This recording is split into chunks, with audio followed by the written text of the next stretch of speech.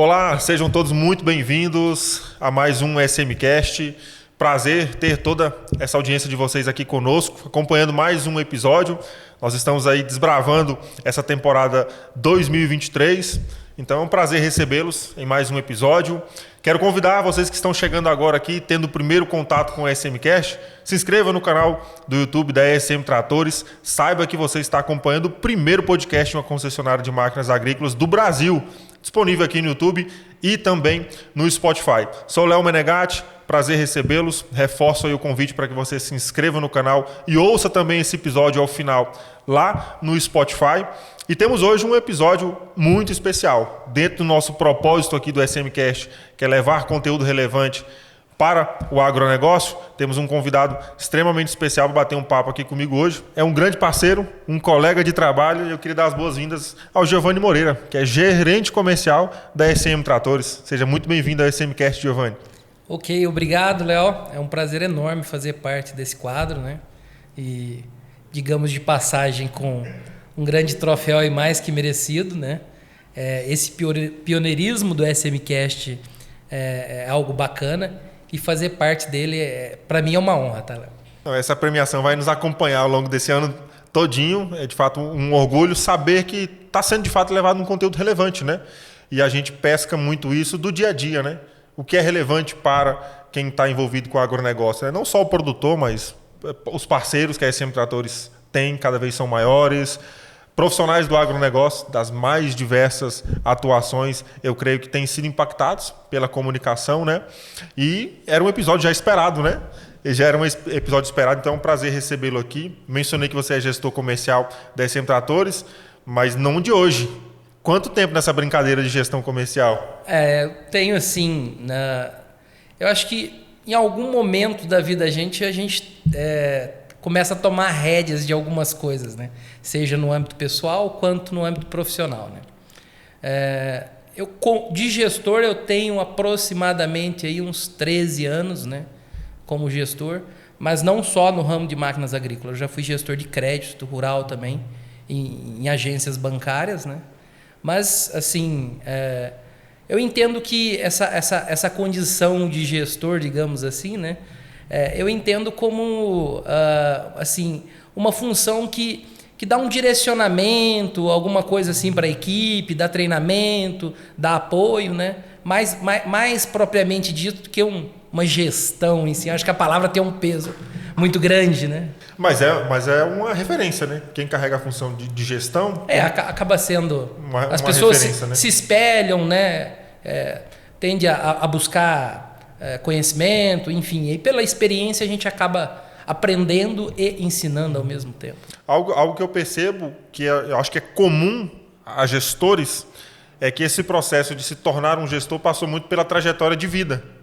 Acho que tem muito disso, não é só algo acadêmico, né? Tem muito uma trajetória de vida, né? Eu particularmente tenho uma percepção no âmbito de conhecimento de duas formas, né? O conhecimento teórico e o conhecimento prático, né?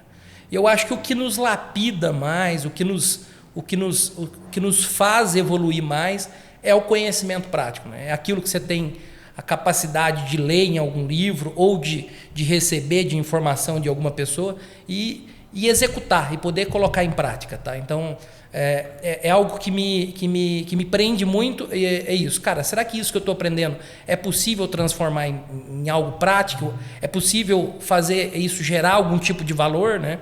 Seja ele um valor intrínseco em si como algo produzido ou o valor de conhecimento mesmo, de transmitir o conhecimento, tá?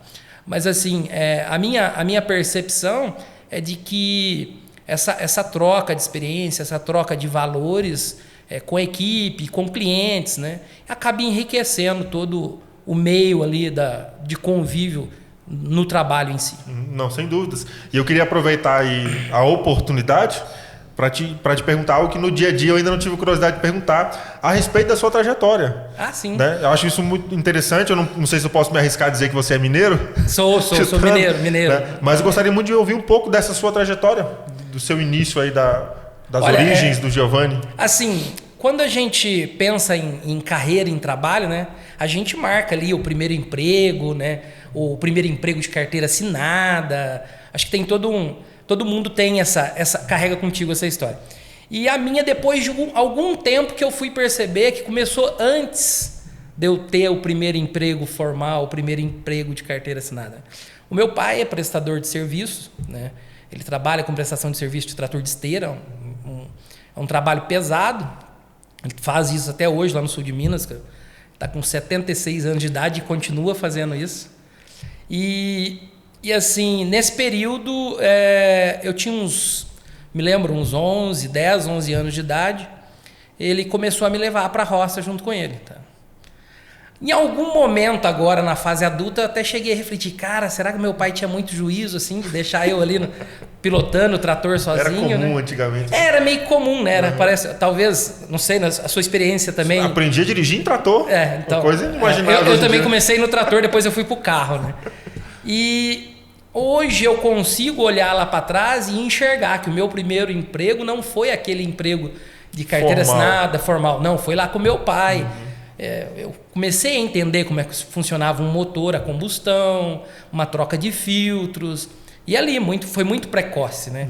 E eu acho que essa precocidade que eu tive com máquina agrícola, né, me aproximou e me trouxe para o momento que eu estou hoje, com envolvimento com maquinário, com tecnologia e tudo mais. Então, eu acho que o início da carreira foi... Mas você já tinha essa percepção? Não, assim, não. Esse é o segmento, esse é o ramo. Não. Na verdade, funcionou mais ou menos assim. Eu fiquei com meu pai ajudando ele durante um período de 3 anos. Não aos 11, lógico. Aos 11 eu ia meio que como um hobby, uma brincadeira, né? Mas isso virou algo sério por volta de 15 anos. Eu deixei de estudar, foquei, fui para a roça com ele. E um tempo lá, fiquei alguns anos com ele. Falei, pai, isso aqui não é o que eu gostaria de ser futuramente. Eu vou voltar a estudar, enfim. Finalizei o ensino médio depois, né? Com retardo escolar, né? Já tinha passado da idade, os colegas eram um pouco mais novos. Não menores por causa da estatura, né? Mas eram mais novos, né? E aí eu tive uma oportunidade de fazer um estágio. Na época, depois já estava cursando o curso de economia, né? Eu sou graduado em economia, minha formação acadêmica. E eu obtive uma oportunidade de estágio numa concessionária de máquinas agrícolas. Tá? Então, como estudante de economia, fui fazer estágio. Enfim, de xerox a limpar a prateleira de peça, fazia de tudo, né? E durante esse período, as pessoas notaram que alguns clientes entravam na loja e me reconheciam. Cadê seu pai e tal? E eu falo muito pouco. E acabava puxando conversa e tal. E aí perceberam, esse cara já tem relacionamento com o cliente. Vamos colocar ele para vender. Aí virei vendedor de máquina. Nossa. Mas, em algum momento, eu falei, não é isso que eu quero para minha vida. Eu estou fazendo faculdade de economia, eu quero talvez ser gestor de fundo de carteira de investimento, coisa assim.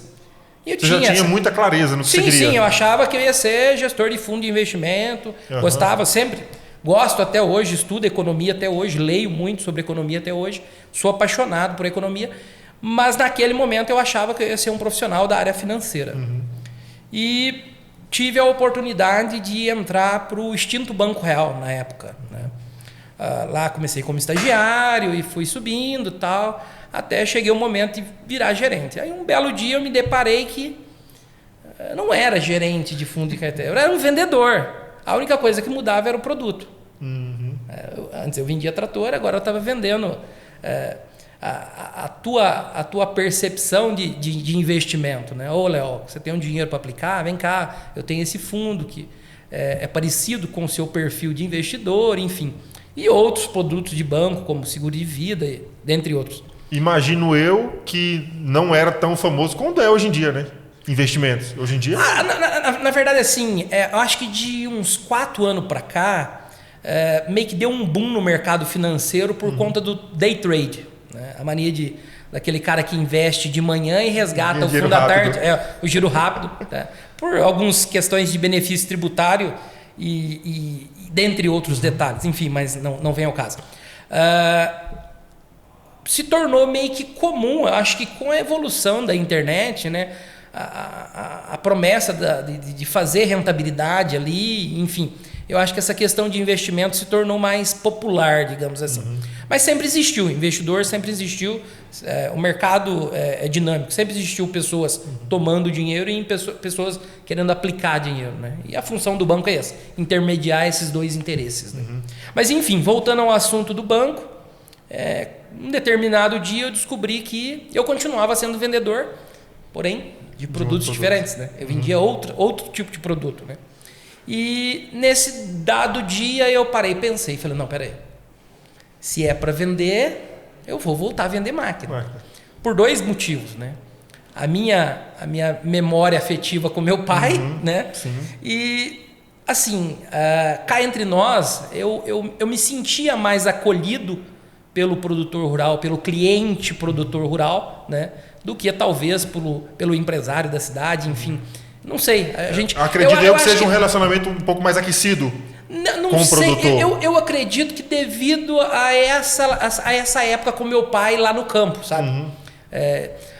Eu sentia que a gente tinha uma certa familiaridade com as ideias, eu sentia que eu conseguia criar mais relacionamento com o produtor rural do que com o cliente comum do banco, entendeu? Foi uma questão de identificação.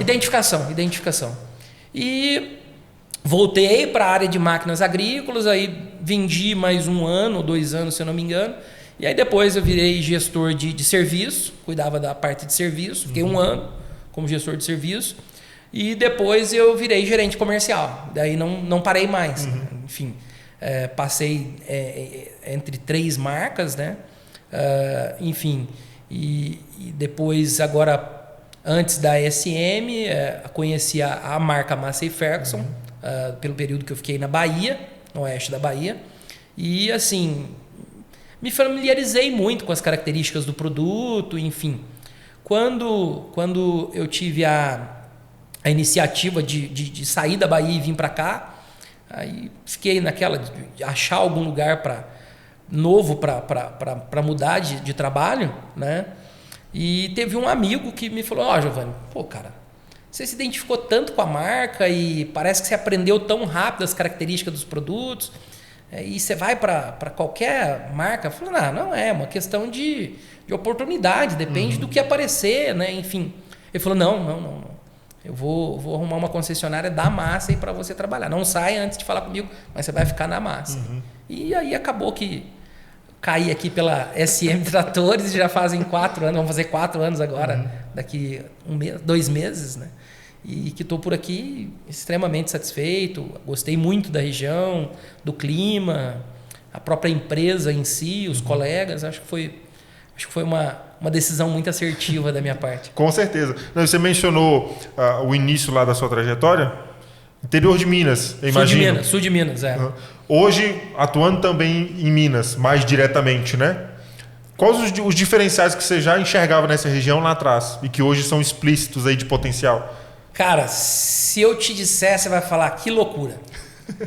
Quando eu saí do sul de Minas e a primeira vez que eu pisei, não vim direto para Unai, tá? Eu fui para Paracatu, e a minha vinda a Paracatu foi para fazer um reconhecimento territorial para ver se eu aceitaria a proposta da empresa de sair do sul de Minas e vir para cá. Né? E assim, cara, eu conhecia um pouquinho do interior do Rio, interior de São Paulo, conhecia bastante, mas nunca tinha subido até BH ali mais ou menos, tinha ido até no lado leste de Minas, que era Ipatinga, Teoflotone, um pedaço ali eu conhecia um pouco, mas não conhecia esse lado de cá de Minas, tá? Eu diria de Patos de Minas para frente aqui, parece uma outra Minas Gerais, tá? É muito diferente, tá? A cultura, a topografia, cara, as extensões, os tamanhos das propriedades, diria assim, outro mundo, cara. Você acha que é porque tem proximidade com Goiás e DF?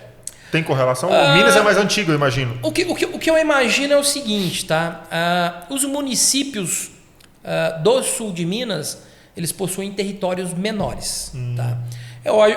Eu acredito que a colonização também histórica se deu primeiro lá, né? A gente enxerga que começou no litoral e veio devagarzinho vindo pro interior, né? Então eu acredito que isso fez com que houvesse uma divisão maior das propriedades, né? Então, o pai tinha uma quantidade grande de área e antigamente tinha-se muitos filhos, né? E aquilo foi dividindo entre herdeiros e subdividindo, e eu acho que acabou ficando propriedades menores, né? E assim, a gente entende que a agricultura aqui nessa região aqui do DF, do Goiás, né? Ela não é uma agricultura muito antiga, digamos, de passagem, né? Ela já é uma agricultura assim mais nova, né? A gente sabe que soja chegou nessa região aí final da década de 70, começo da década de 80. Então, assim, eu acredito que essas características históricas, né, fizeram com que essas regiões tivessem na minha concepção, essa divergência tão grande de cultural, de territorial e tudo mais, entendeu? Às vezes eu ligo pro meu pai e digo, pai, hoje eu rodei 600 quilômetros para ir num cliente, né? Ele fica, cara, mas como assim você fez isso num dia? Porque lá pra gente, viagem longa, a cidade mais distante que tem uma da outra é 30 quilômetros, né? E ele continua lá? Ele continua lá. Que interessante. Então a gente conversa assim, na cabeça dele também é uma realidade muito diferente da nossa lá, sabe? Mas enfim, foi uma experiência boa, tá? Eu não me arrependo, pelo contrário, acho que eu sou abençoado de ter tomado essa decisão, de ter vindo para cá. Então, quando você veio e se deparou com essa, digamos que, expansão do agronegócio, vou chamar assim, você me corrija se eu estiver errado, o agronegócio ser mais desenvolvido aqui na região, foi esse o maior diferencial que você enxergou? Sim, com certeza. A gente percebe que o nível tecnológico aplicado hoje, em se tratando de máquinas, né, não estou falando de todas as variações do agronegócio em si, porque a gente tem questão genética e tudo mais, que eu não arrisco em falar que não é meu campo de atuação, mas se tratando de máquinas, com certeza nós estamos sim numa região que utiliza muito da tecnologia que o mercado oferece, tá? Então, eu diria assim, do que a gente tem disponível no mercado, os produtores dessa região aqui, a gente percebe que eles têm uma tendência maior em buscar cada dia mais tecnologia para produzir cada vez mais, né? Alcançar recordes e recordes de produtividade. A gente percebe que essa aceitação deles com relação à tecnologia é maior, sim, sem dúvida. Não, isso impacta diretamente na operação, né? Sim. Acho que é onde mais impacta, né? Com Seja certeza. na operação, né? Eu achei curioso, eu queria voltar um pouco lá que você falou da formação de economia. Então nós temos um economista na gestão comercial de uma concessionária de máquinas agrícolas, né? Acredito, você já contou um pouco da sua motivação em fazer essa mudança, né? Mas a sua formação em economia, acredito eu que agrega muito no seu conhecimento desse segmento aqui. A minha visão sobre economia, a maioria das pessoas pergunta. Outro dia respondi uma pergunta, cara, porque geralmente pergunta se o dólar vai subir, o dólar vai cair, se nós vamos ter inflação, como é que vai ser o desemprego. Não, assim, eu vejo economia, ela é uma ciência, né, humana, que ela busca entender o comportamento humano numa sociedade, tá? Como que a sociedade se comporta com determinadas variáveis, tá? E a economia, ela busca entender isso na questão que é o problema econômico, né, que a gente trata nas literaturas, que é o que produzir, quanto produzir e como produzir. Esse é o problema econômico. Qualquer pessoa que vá ler um livro de introdução à economia vai entender o que é o problema econômico. Então é o seguinte, eu consigo entender que a minha formação econômica, de ter se formado em economia, né, ela me deu uma visão de entender comportamento humano, tendências, como que o ser humano se comporta nessa determinada situação, né? Porque às vezes a gente vê algumas coisas que a gente ouve falar, o efeito manada, tá todo mundo correndo, parece, cuidado, isso aqui não pode ser, não traga um resultado financeiro interessante, o mercado está tendendo muito para esse negócio, vai ter um excesso de oferta, daqui a pouco o preço cai. Então eu consigo ter uma visão um pouco mais ampla, talvez, né, que se eu não tivesse me formado em economia. E agora você, imagino eu, que canaliza isso centralizado para o mercado do agronegócio. Sim. Para entender as necessidades. A ideia é essa, né? Prever o comportamento do nosso consumidor, né? Para tentar oferecer para ele a melhor solução possível. Eu tento falar isso muito com os meus colegas do departamento, que na minha visão é que nós não vendemos tratores, nós não vendemos colheitadeiras. Mas, cara, como assim? Não, nós vendemos uma solução de plantio, nós vendemos uma solução de colheita, nós vendemos uma solução de pulverização. Que vai muito além do maquinário. É muito além, né? O maquinário, ele é uma parte que talvez a gente torne a negociação tangível. Tá? Na minha concepção de que a gente não vende o trator em si e vende a solução, tá? É porque a gente precisa que o cliente e nós, concessionários, compreenda que a relação de vender uma máquina de alta complexidade, e hoje cada dia mais com mais tecnologia, né, é de que a nossa relação ela não termina ali na venda. Né?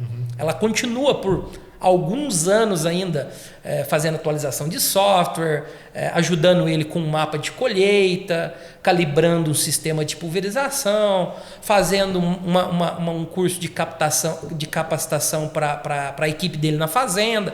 Então a nossa relação não termina. É diferente, às vezes você comprar um aparelho de TV, você vai lá na sua casa, lê o manual, você mesmo instala. Não.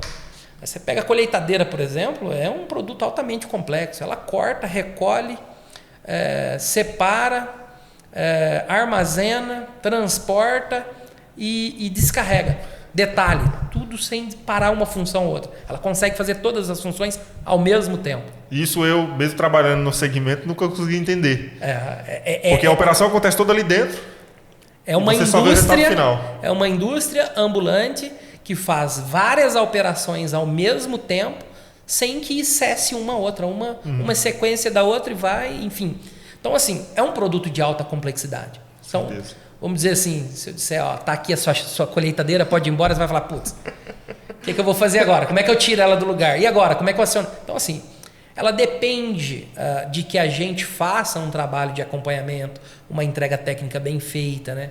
Vá lá para o cliente explicar para eles as diversas regulagens que ela tem, porque ela não colhe só soja, ela colhe milho, ela colhe feijão, ela colhe sorgo, ela colhe milheto. Então, assim, é um produto que exige um acompanhamento muito próximo ao cliente. Essa relação que você comentou com o cliente, que ela não começa ela não termina na venda, né? Não. Mas ela também não começa na venda, não, né? Também anterior não. A isso, você ainda tem um processo, acho que bem longo e talvez mais decisivo quanto o pós, né?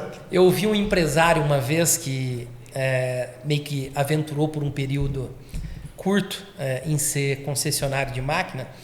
Ele dizia o seguinte: o namoro é muito longo. Para casar dá muito trabalho. E eu acho que isso torna o negócio gostoso. A minha percepção que... Eu tenho uma teoria de que muitas coisas, muitas profissões, elas vão e podem ser substituídas. Tá? Talvez algumas décadas atrás, você acha que alguém passaria pela cabeça que existiria um influencer, um apresentador de podcast ou um youtuber? Talvez essas palavras nem soassem no ouvido das pessoas, né? Com certeza. Numa época que a gente precisaria de alguém com óleo de baleia acender os postes das ruas, era inconcebível, né? Sem dúvidas. Então, assim, eu acredito que o que torna a nossa digamos assim, a nossa missão gostosa, tá? É de que a gente constrói isso através de relacionamento. Eu tenho clientes que eu conheci há 15 anos atrás e às vezes a gente ainda se fala. E aí, você sumiu, tal, como é que tá? O que você está fazendo? Eu tenho clientes, às vezes eu posto alguma coisa de trator, eu atendi ele há 5 anos atrás, 6 anos atrás lá na Bahia, e ele às vezes me manda, nossa, eu também estou fazendo isso aqui, enfim. Então, nós geramos um relacionamento para fazer negócio, e o relacionamento não acabou. Até hoje a gente troca ideia. Outro dia me ligou, cara, lembro uma vez que você conseguiu uma coisa assim para mim, numa peça tal, será que você não conseguiria isso de novo? Então, a relação humana eu acho que é algo que ela não vai se sucumbir nunca ao que algumas profissões passaram. Eu acho que a tecnologia ainda está longe de substituir a relação humana. Eu não consigo enxergar isso, talvez a médio e longo prazo, que a curto prazo é impossível, mas a médio e longo prazo eu não consigo enxergar que em algum momento a relação humana vai deixar de existir. Você acha que é por isso que o setor do agronegócio é tão envolvente? Porque eu percebo hoje uma receptividade muito grande para esse segmento. Cada vez mais pessoas e profissionais querendo se envolver com esse setor, porque eu acho que ele abraça todo e qualquer segmento de profissional? O agronegócio se tornou tão atrativo assim por conta desse relacionamento humano? Eu acho que são vários fatores, tá? O primeiro deles é que algumas décadas atrás o Brasil era importador de alimentos, né? Então nós saímos de importador de alimentos. Hoje nós somos o número 1 em produção e exportação de soja, somos o número 1 em comercialização de várias commodities agrícolas, laranja, café. E, consequentemente, isso traz riqueza para o negócio. Isso gira uma roda econômica, assim, que talvez muitas pessoas ainda não pararam para pensar a quantidade de municípios no Brasil que depende do agronegócio. Seja ele da agricultura familiar ou seja ele de uma agricultura de alta escala, de grande escala, né? Então, assim, eu acho que existem várias características que tornam o agronegócio tão atrativo. Então esse encantamento vem depois. Não, a primeira delas você tem razão. A simplicidade de quem está por trás do processo, do produtor ali que nasceu fazendo aquilo, cara, isso é fantástico. Não tem dinheiro que pague isso.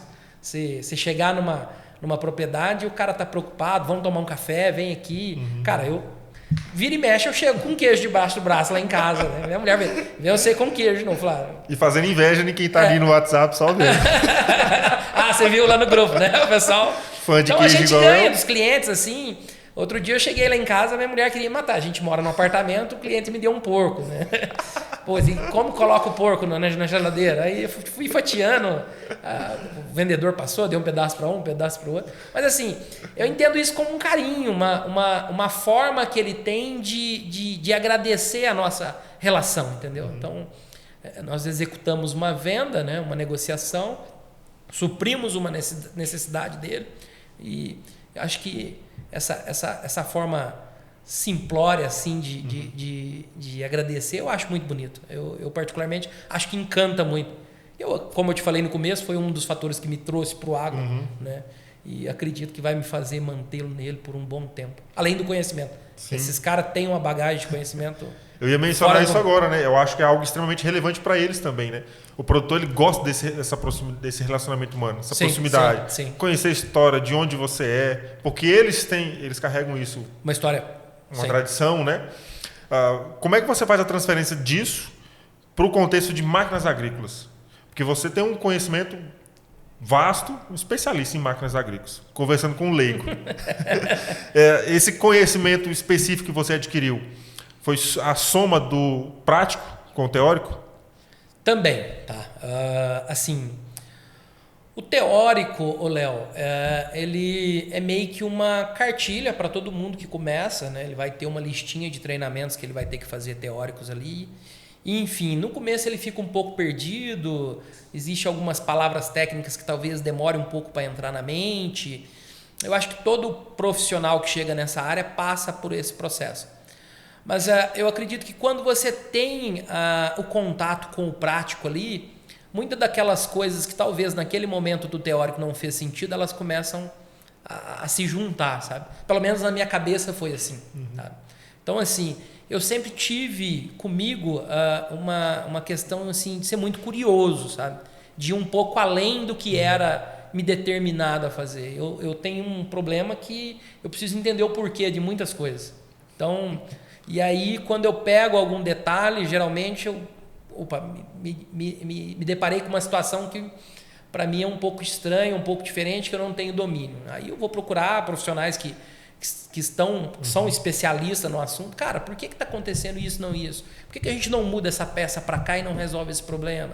Então, assim, eu sempre tive uma curiosidade muito aguçada, né? Talvez estimulada precocemente pelo meu pai lá na infância, né? E, enfim...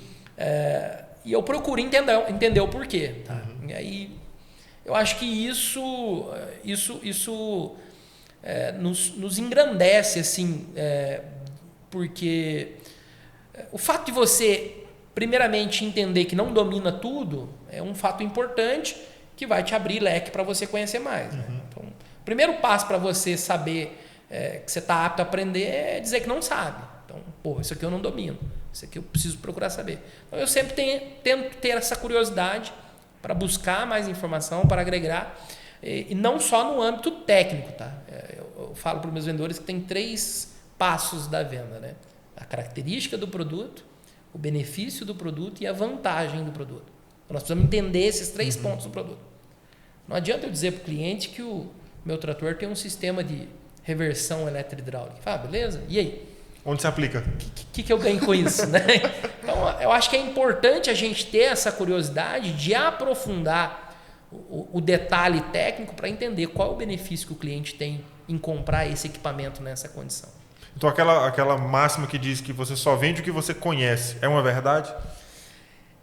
Eu diria que sim, tá? Você pode até conseguir fazer alguém te comprar alguma coisa sem você conhecer, mas não se engane, não foi você que vendeu para ele, foi ele que te comprou, tá? Então há uma diferença muito grande, tá? Na negociação, tá? Você vender, você talvez despertar no cliente o interesse e a necessidade pela sua solução, tá? Então às vezes a gente faz vendas que o cliente nem sabia que ele precisava de um trator com uma vazão hidráulica X. Isso acontece com uma frequência muito grande. Os clientes nos procuram, quero comprar um trator de 100 cavalos. Ah, tudo bem, mas o que o senhor vai fazer com esse trator? Eu vou puxar uma plantadeira. Tá, peraí, mas que tamanho que é essa plantadeira? Você vai entender, tem potência para isso? Tem, ok. Tá. Sua plantadeira é hidráulica? É. E aí, será que esse trator vai ter vazão para isso? Então, a gente vai caminhando assim, com perguntas, né? Para entender se aquilo que o cliente está te procurando, tentando te comprar, é de fato o que ele precisa. E às vezes acontece, no meio do caminho ele entendeu, opa, peraí, você tinha razão, eu não preciso de um trator de 100 cavalos, eu preciso de um de 135. Ou às vezes o contrário, não, 100 cavalos está sobrando. A minha operação aqui, 85 cavalos vai fazer com tranquilidade, eu não preciso investir tanto dinheiro para isso. Então, eu acho que isso é vender, tá? Não é você empurrar goela abaixo do cliente. Não.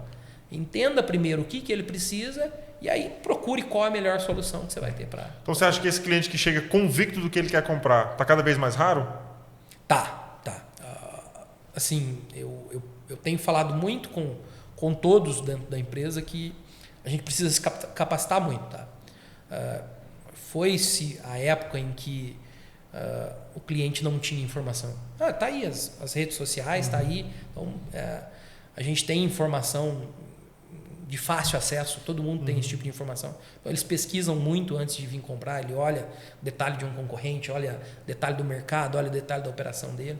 E eu acho que cada vez quando a gente se prepara mais para isso, a gente passa mais confiança e confiança gera negócio.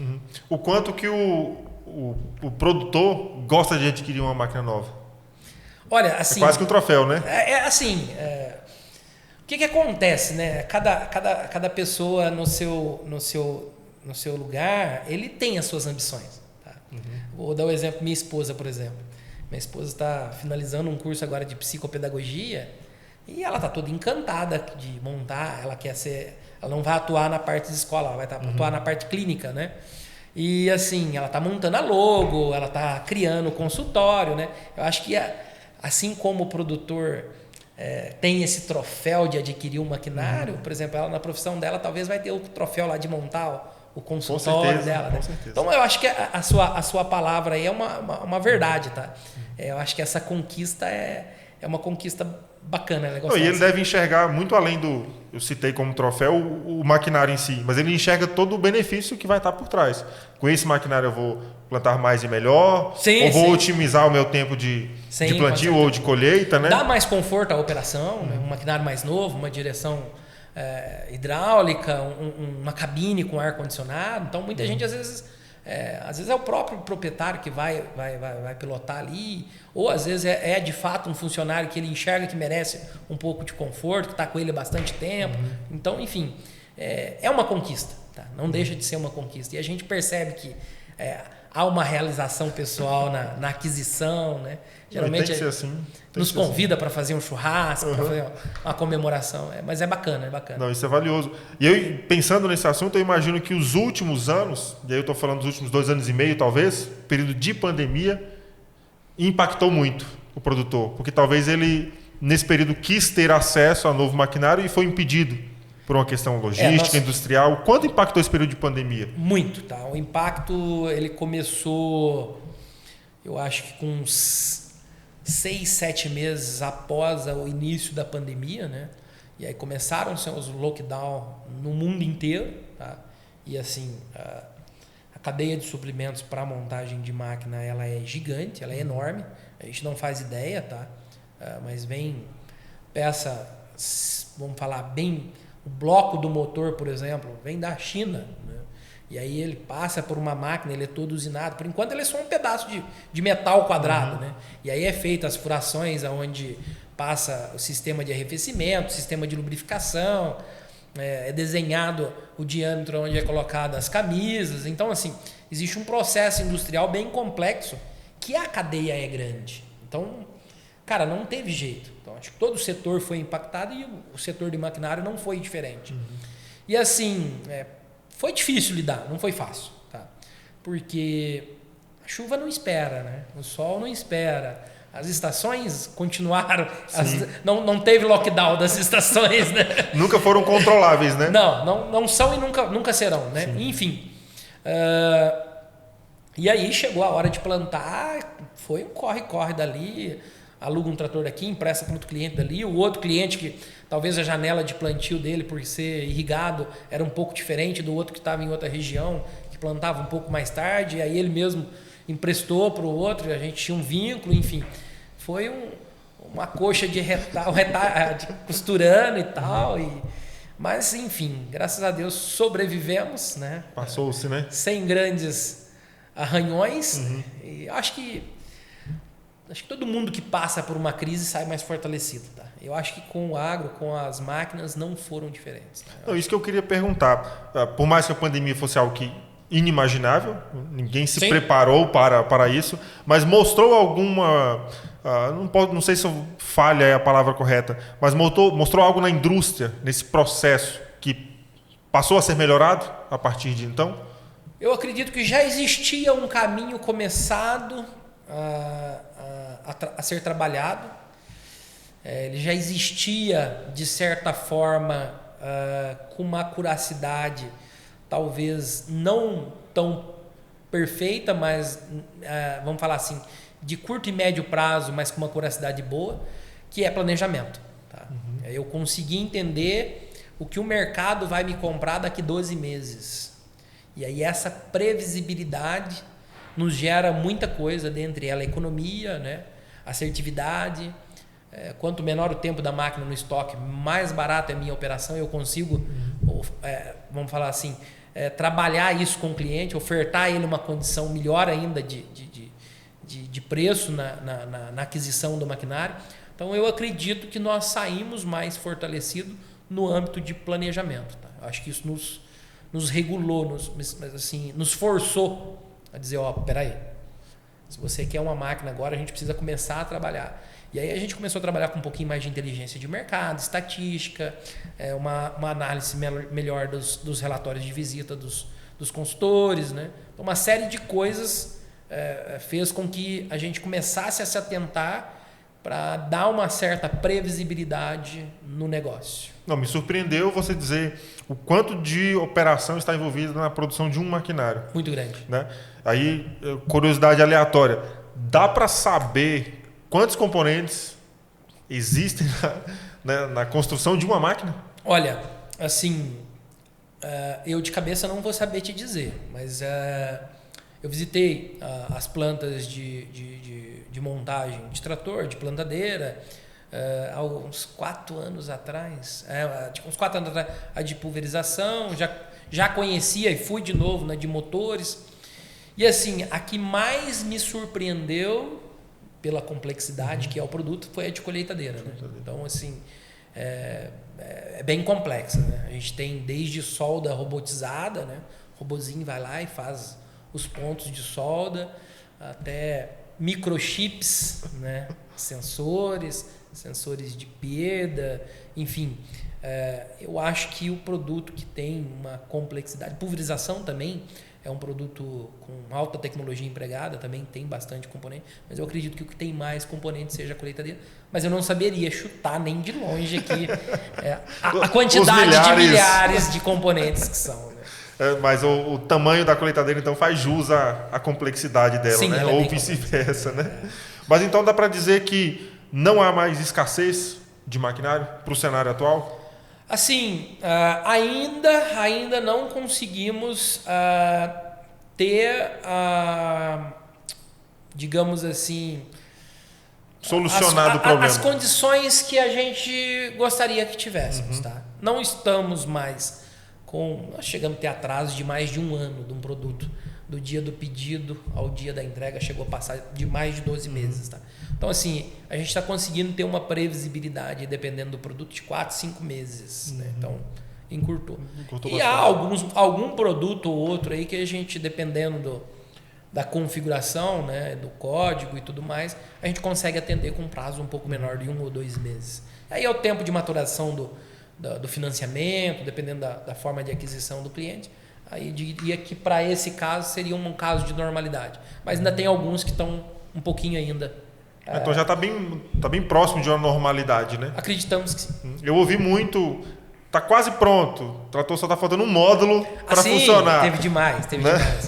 Eu tive dia de ligar o cliente lá com a plantadeira pronta para dar a largada, e aí eu ligava para um colaborador lá da fábrica que dizia, peraí, que ele já está prontinho o trator, só falta um componentezinho para funcionar ele passar pela qualidade e aí eu embarcar para vocês. E aí a gente meio que ficava cronometrando, meio-dia chega esse componente, 1 hora passa pela qualidade, 1h30 sai para o embarque, e são 3 dias de caminhão, tal hora, tal dia, a previsão de chegar aqui, e aí já deixar o técnico para fazer os preparativos da entrega. Estava assim, meio que cronometrado o processo. E o cliente se coçando para fazer uso. Para dar largada no plantio, essas coisas aconteceram. Não, isso é ótimo. O que ficou e qual que é o cenário agora para 23? A expectativa para ao longo de 2023 é bem otimista? Olha, assim, há muitos fatores que influenciam o mercado do agronegócio. Né? Muitos fatores. Tá? Dólar, o quanto está aquecido ou não a demanda pelas commodities ao redor do mundo, né? Produtividade. Então, tem uma série de fatores que precisam ser analisados. Políticas, questões de políticas ligadas ao suprimento de recursos, né? Para financiamento. Então, tem uma série de coisas que influenciam esse mercado. Existe um órgão que, digamos assim, que seria um órgão de inteligência do setor de máquinas agrícolas, tá? E esse órgão está fazendo uma estimativa, tá? De um volume de maquinários um pouquinho maior ainda do que o ano passado. Tá? Eles contam o varejo, tá? Eles não contam o que sai da fábrica, eles contam o que o mercado fato foram consome. vendidos. Então, assim, a percepção que eu tenho, Léo, de que nós vamos ter um 2023 muito parecido com o 2022, que, ao meu ver, foi um excelente ano para o setor de maquinário agrícola. O produtor, você acha que ele foi compreensivo nesse período de dificuldade? Ou agora ele está ansioso pelas novas aquisições?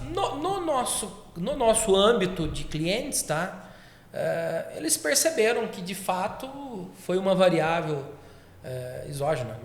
Não tínhamos domínio da pandemia. Enfim, se tivéssemos, talvez teríamos poupado muitas vidas. Enfim, então as pessoas entenderam, de fato, que a gente teve uma dificuldade. Eu tive um cliente que me ligou um dia, eu estava até na loja de Formosa. Ele falou, cara, a máquina já chegou aqui, eu precisava dar a largada técnica. Aí eu falei, cara, nós temos 2 problemas. Foi o que foi? Ele falou, os 2 caras que são especialistas desse seu produto tá de Covid. Aí, poxa, então, de fato, eu tenho que compreender. Ele falou, a minha necessidade. Ele me falou no telefone e, assim, a gente fica feliz que existe pessoas com bom senso, né? E aí ele falou, não, de fato, eu tenho que compreender. Tô vendo aí que as lojas estão fechadas e tudo.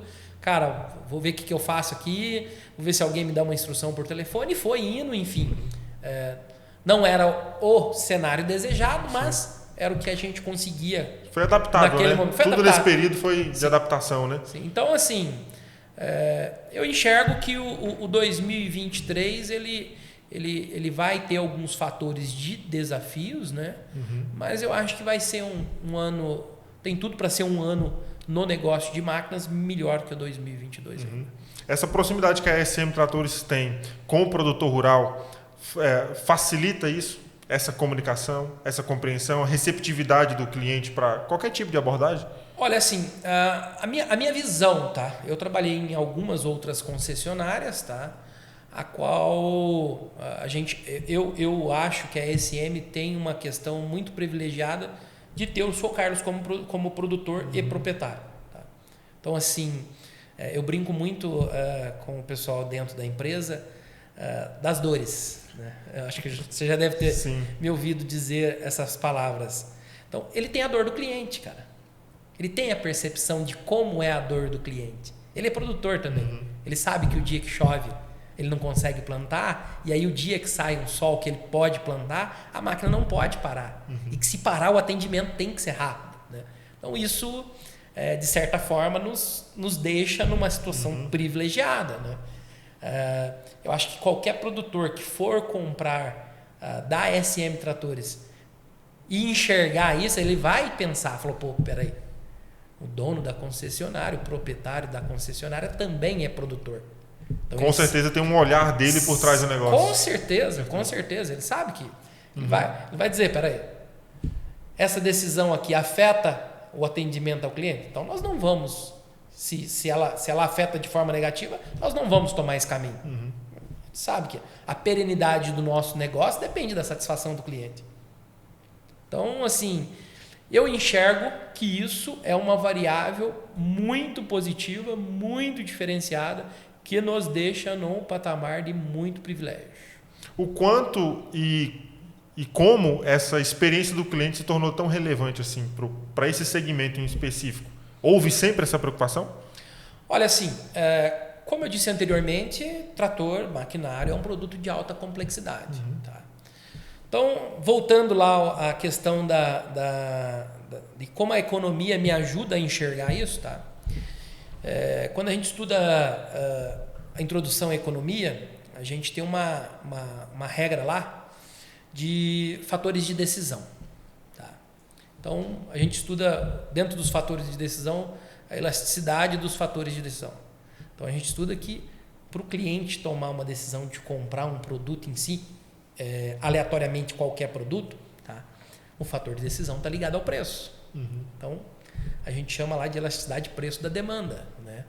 Segundo fator, está ligado à renda, que a gente estuda elasticidade de renda da demanda.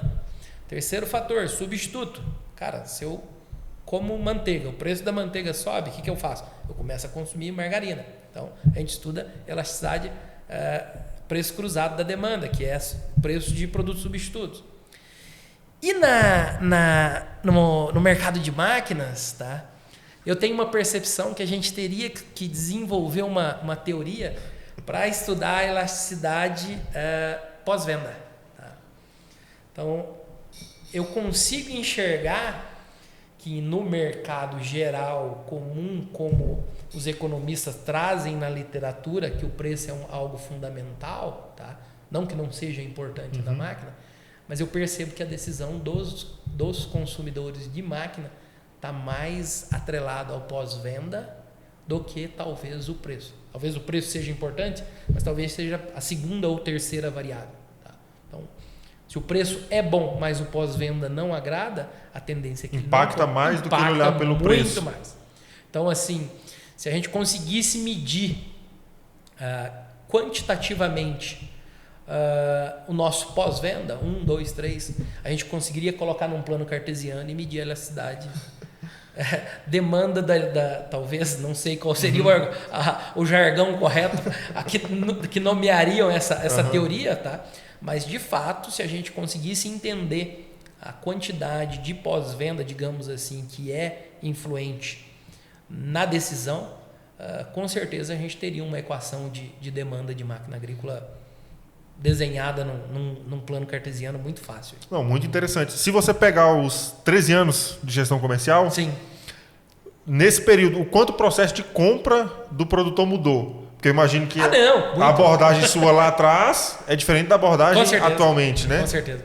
Eu acho que a inovação tecnológica do maquinário teve uma carga significativa nessa mudança. Tá? Então, o nível tecnológico que compõe as máquinas hoje fizeram com que os clientes tomassem decisões de forma diferente, comprassem de forma diferente, né?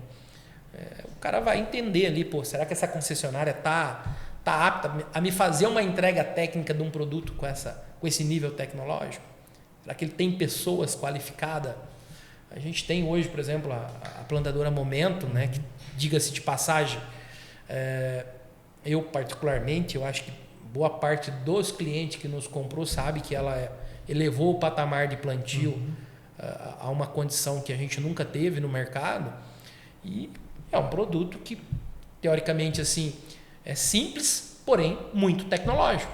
Tá? Então, a gente consegue entender lá de dentro da cabine, né, se porventura a semente está ficando muito distante uma da outra. Não falha e dupla, como muitas tecnologias conseguem identificar, mas é o seguinte: se tem que cair 3 sementes por metro, algumas tecnologias dizem, ok, está caindo 3 ou não, está caindo só 2.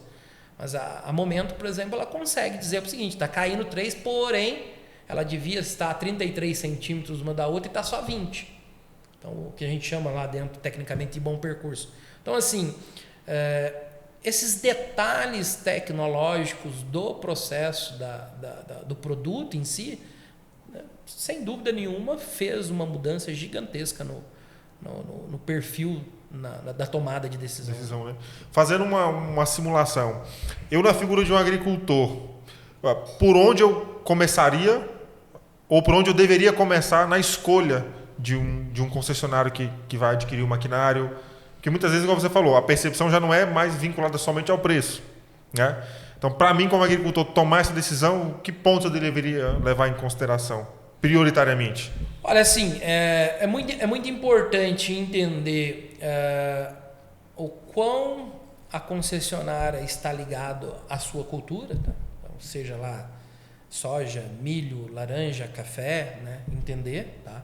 São necessidades diferentes, são produtos que atendem as demandas de formas distintas, né? Então, peraí, eu tenho um trator lá que é específico para café, como é que eu estou me preparado para atender esse produtor de café? Eu tenho um equipamento que é específico para soja, como é que eu estou preparado para atender? Então, volta ao discurso, né, de pós-venda, né? Então, assim, não digo só da questão de uma revisão, de uma assistência técnica, né? Mas assim, da entrega técnica como um todo, um treinamento, uma capacitação, né? Então acho que a gente vai rodear e vai voltar no contexto de que o fator de decisão, na maioria das vezes, é o pós-venda. Pós-venda, né? Eu acho que isso agregou muito valor ao trabalho dos profissionais do agronegócio, né? E eu percebo você é alguém muito envolvido com a percepção que o cliente vai ter do valor daquilo que está sendo oferecido, né? Eu sou apaixonado e eu gastei muitos anos para entender o significado filosófico da palavra valor. Tá? Eu demorei muitos anos para entender que valor é diferente de preço, que para a gente definir valor, assim, principalmente na escolha e na aquisição, né, eu digo o seguinte: quando o cliente pega na sua mão e diz o negócio está fechado, ele paga o preço.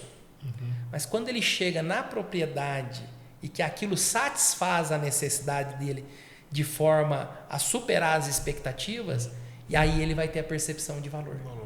Então, assim, preço talvez é o que você paga até. Tá? Valor é o que você percebe. E aí, quando você tem essa expectativa superada de que o valor foi maior do que o preço que você pagou, você tende a voltar, você tende a comprar de novo. Você tende a falar para outros produtores: olha, cara, me satisfez. O Sérgio até brincou comigo outro dia, né? O meu carro particular. Ele falou: Giovanni, você tem uma memória afetiva com o seu carro. Eu falei: de fato é o seguinte, a minha percepção de valor dele é diferente da tabela FIP. Com certeza, né? A tabela FIP para mim é o preço. Para onde já me levou, as experiências que me proporcionou. Exatamente. Que bacana. Eu já percebi que isso já é uma cultura muito fixada em você. Tem sido desafiador transferir essa cultura para a equipe? Tem. Em algum momento isso foi difícil para mim aprender. Tá? Então, assim, a gente tem falado disso todos os dias, né? Todas as reuniões a gente fala muito sobre a percepção de valor, né? Eu acho que o preço, que é uma definição monetária para a transação, né? Ela passa a distanciar da concepção de valor quando a gente faz uma venda consultiva. A gente mostra para o cliente que talvez ele não precise do trator dos 100 cavalos, como eu disse, e que de 85 vai fazer o trabalho dele. Então, às vezes ele não vai ter a percepção de valor no produto, mas ele vai ter a percepção de valor na consultoria que ele ganhou. Opa, peraí, aquele cara me explicou que de fato eu não precisaria fazer essa aquisição ou fazer esse investimento que eu estava pensando em fazer. Com esse investimento menor eu vou conseguir satisfazer. A prática dele vai só validar aquela consultoria que ele recebeu anteriormente. Exatamente. Então, assim, eu acredito muito de que nós vamos conseguir nos desafiar e chegar a alcançar os nossos objetivos de nos tornar uma referência de mercado, de nos tornarmos líderes de mercado, quando essa percepção de valor for comprada pelos nossos clientes internos, que são os colaboradores, e aí isso transborda para os nossos consumidores de máquina, para os nossos clientes, para os nossos parceiros, para os nossos fornecedores. Eu acho que é um grande caminho a ser trilhado. Eu acredito que está acontecendo. Olhar para isso, para esse valor gerado ao cliente, já é um diferencial da SM Tratores? Com certeza, com certeza. Assim, quando eu estava pesquisando em vir para a SM Tratores, e aí eu falei com um colega que já conhecia, e aí a gente tocou no assunto pós-venda, e aí ele falou, Giovanni, vou dizer uma coisa para você, não vai se arrepender que eles têm um apreço muito grande para conservar a concepção do cliente com relação ao pós-venda. Isso é o que agrega valor para o negócio. E, assim, você pode ter o melhor produto do mercado, mas se você não tiver um pós-venda bacana, você vai fazer a primeira venda, talvez a segunda ali, mas daqui a pouquinho você não tem perenidade no negócio. Então, a gente acredita muito que essa construção do valor passe pelo pós-venda, que é algo que é valorizado para o cliente. Né? Sim, e isso está sendo percebido já na prática, né? Pelos investimentos que estão sendo feitos no segmento, né? No setor de pós-venda em si, né? Acho que validam muito disso. Né?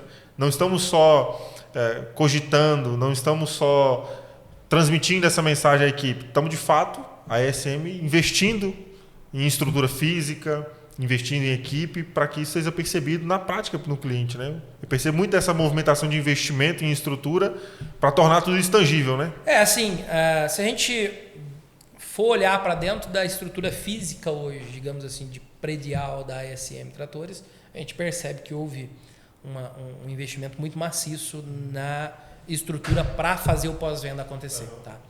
E aí, quando você tiver uma oportunidade de conversar com os técnicos hoje que nos dão suporte, que são, vamos dizer assim, a estrutura humana do negócio, você vai conseguir entender que os investimentos foram feitos nos dois lados. Tá? Então, a gente tem pessoas altamente qualificadas no que a gente se propõe a fazer, que é entregar a solução. Né?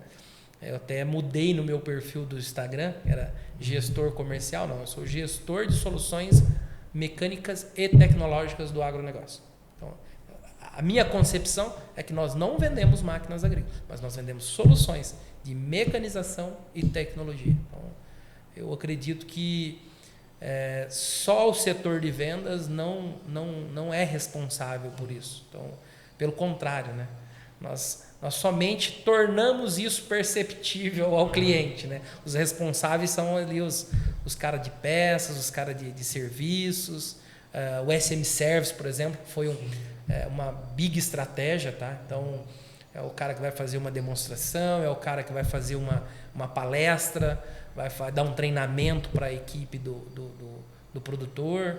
Então, acho que a estratégia, pensando quando eu falo pós-venda, né, eu digo no geral, melhor dizendo, em solução, né? Então, ela passa por vários setores ali dentro da empresa e a gente, talvez, eu no caso que cuido aí da equipe comercial, né, a gente só tentar evidenciar Sim. o que de fato está acontecendo. O que eu acho muito interessante é isso, os pontos de contato que a SM Tratores criou para com o produtor. Não é só não é focado só na venda, não é focado só no pós-venda, mas um conjunto ali de pontos de contato que tornam, né, tão relevante tudo que é feito, né? A gente estava conversando lá no começo que a experiência prática como produtor, lá no campo, no seu início da trajetória, ajudou muito, né, na sua construção profissional, né?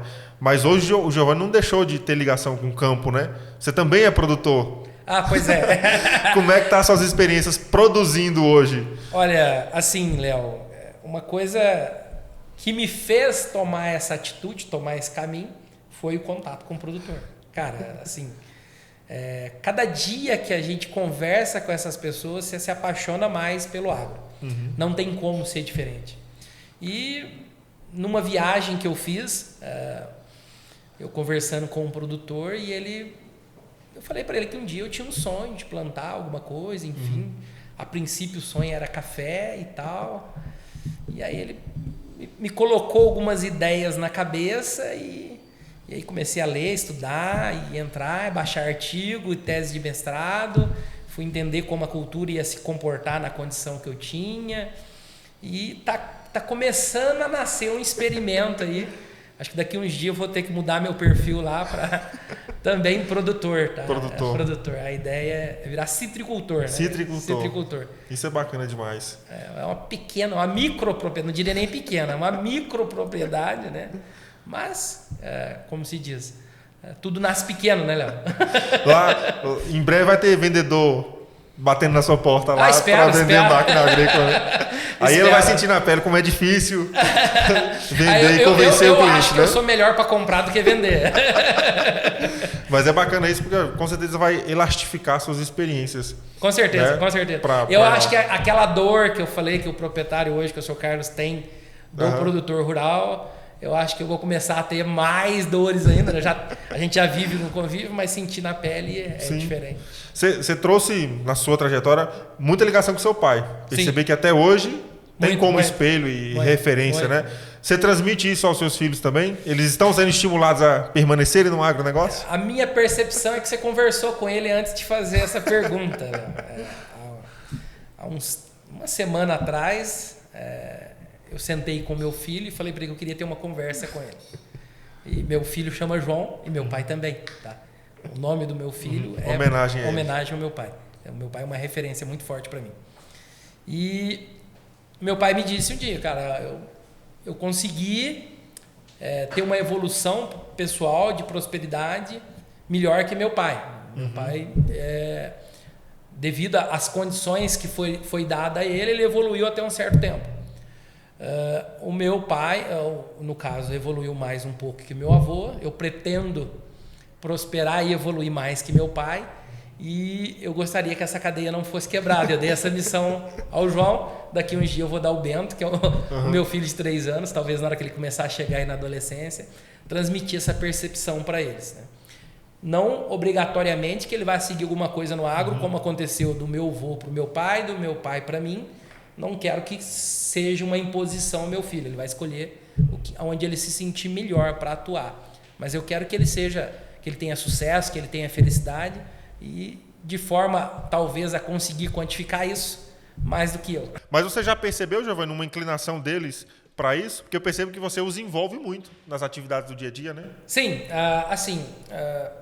como eu te disse, eu vou deixar ele escolher a condição que ele se sentir mais confortável em seguir. O que eu quero fazer é proporcionar experiências. Tá? Então, ele vai ter experiência de entender como que se planta, o que é preciso para uma planta produzir. Eu quero que ele tenha essa concepção. Como você teve com seu pai e foi um diferencial para você? Para mim foi. Tá? Espero que seja para ele também. Não, como eu te disse, não obrigatoriamente no agro. Tá? Mas eu quero que ele chegue a uma determinada idade com algumas experiências na bagagem do processo de produção. Tá? Eu acho que a questão do agro, ele trata uma questão que é a questão da natureza, cara. São reações químicas e biológicas que se juntam para gerar um fruto, para gerar um alimento, né? E eu acho isso muito rico, tá? Eu acho que essa condição de natureza transformar uma semente em árvore e gerar fruto, eu acho isso muito interessante, muito rico. E eu acho que não seria diferente para os meus filhos não proporcionais para eles. Eu gostaria. Acho que um dos objetivos da minha ideia de se tornar produtor é poder proporcionar experiências para ele. Se der certo economicamente, financeiramente, eu vou ficar muito feliz. Mas se não der, eu acho que ter um pedacinho lá de levar eles e ensinar ele talvez a dirigir o trator agora com 11 anos.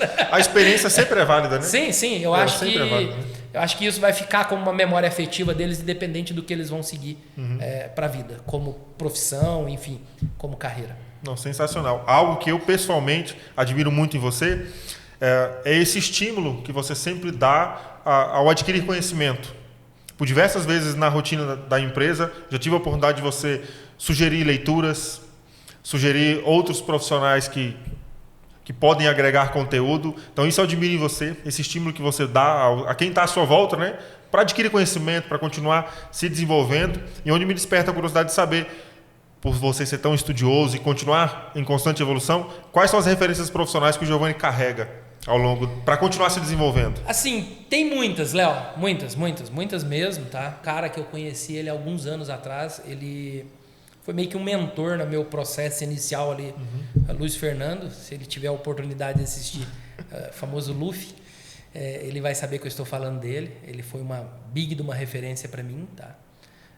Durante o trajeto a gente erra muitas coisas, tá? E ele foi um cara que me deu alguns direcionamentos, enfim. Eu tenho algumas referências do setor econômico, né, digamos assim, que foi a minha formação acadêmica.